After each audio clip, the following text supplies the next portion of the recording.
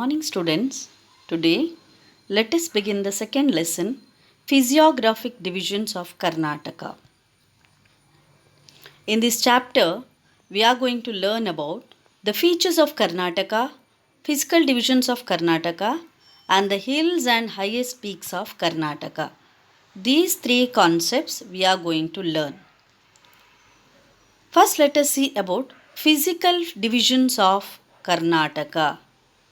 In the previous class, we have discussed about the Karnataka state.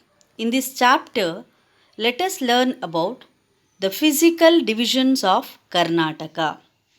Karnataka state is a part of peninsular India and has a diverse physical features. Its southern part consists of undulating photography, whereas the northern part is a vast plain. There is a great contrast between the coastal area and Malnad region. The land slopes slightly towards the east and steeply towards the west. This is traversed by many ridges with the valleys and gorges. Most of the area of the state is 450 to 900 meters above the sea level. Some areas are more than 1800 meters above the sea level. So, today let us learn about the physical divisions. On the basis of structure and relief features, Karnataka can be divided into three important physical divisions. They are coastal plain, the Malnad region and Maidan region. So these are the three physical features or physical division of Karnataka. So in today's class, let us learn about coastal plain of Karnataka. Look at the map. Coastal plain, Malnad region and Maidan region. Coastal plain. This physical division lies between the Arabian Sea and the Malnad region. So Karnataka is located to the west of India. So here to the west side of Karnataka, Arabian Sea is there. So the physical division, it lies between Arabian Sea and the Malnad region. It means the coastal plain lies between the Arabian Sea and Malnad region. This coastal line extends to 320 kilometers from Mangalore in the south side, lower part, south side, and to the Karwar in the north. So the extension of coastal plain of Karnataka is how much? It is 320 kilometer. It is from Mangalore in the south and Karwar in the north, and its width is how much? Its width varies from 12 to 64 kilometer. It is broad in the south. Look at the lower part. In the map you can understand. In the south side, this coastal plain is broad and north side it is narrow. Its height is more than 200 meters above the sea level. Here, this coastal plain or coastal line is called as Canara by the British. So it is called the Canara or Karnataka coastal line. The Karnataka's coastal line is called as a Canara. It was called by the British. The many fast flowing rivers cut through the coast area is formed by the sea erosion. The rivers have formed the estuaries. However, there are no deltas in this area.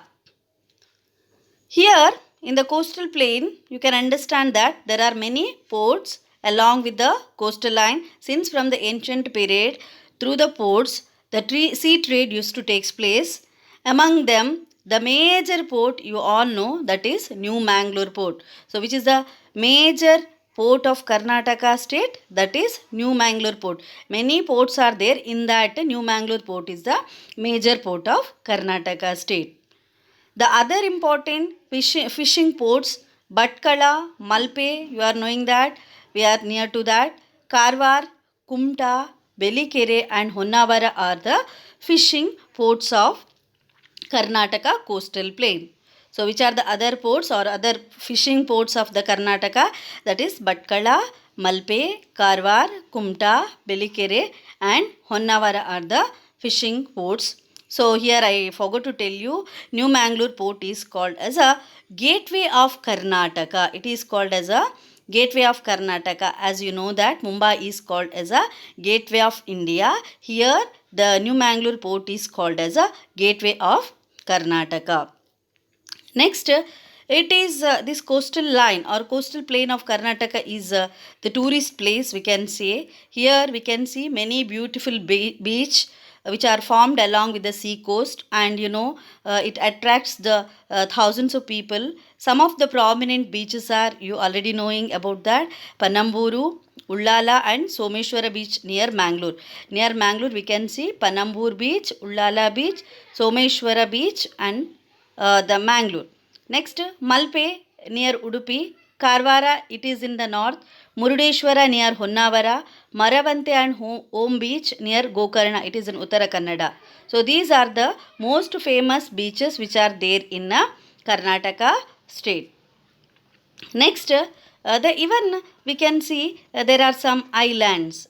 Peninsula means what? Peninsula means the three sides water and one side land. India is called as a peninsula because it is covered with the water in three sides and land in one side. So Karnataka is a part of Indian peninsula. So island means the land which is covered with the water in all the side. So here we can see some small islands located near the sea coast. Among them are St. Mary's Island. You all will be knowing about the St. Mary's Island.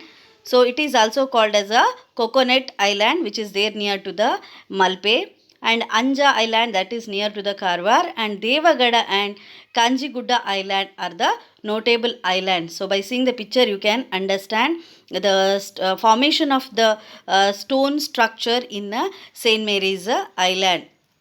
Even the St. Mary's Island is referred locally as a Tonspara. What is the main occupation of coastal plain? Obviously, we are near to the sea, we are near to the coastal area. So, the main occupation of the coastal area people, fishing. Fishing is the main occupation of the coastal plain. Along with the fishing, people are engaged in agriculture, and agriculture is also another important occupation of the coastal area. Which are the other crops are growing in coastal plain? Crops like cashew, coconut, arecanut, cardamom and paddy are grown in the coastal plain. Now, which are the districts will come? Look at the map. You can understand by seeing the map which are the coastal districts of Karnataka state. Dakshina Kannada, Udupi and Uttara Kannada are the coastal districts of Karnataka state. Look at the map. Mangalore, Udupi and Uttara Kannada. So these are the coastal districts of the Karnataka state.